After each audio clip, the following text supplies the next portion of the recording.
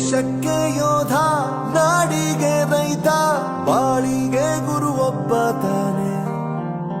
ಅಕ್ಷರ ಕಲಿಸೋ, ಅಜ್ಞಾನ ಅಳಿಸೋ, ಅವನೂನು ಅನ್ನದಾತಾನೆ. ತಪ್ಪು ಸರಿಯ ತಿದ್ದಿ ತಿಳಿ ಹೇಳಿ ಸಮಬುದ್ಧಿ, ನಮ್ಮ ಚಿತ್ತ ಶುದ್ಧಿಯಾಗೋ ಹಾದಿ.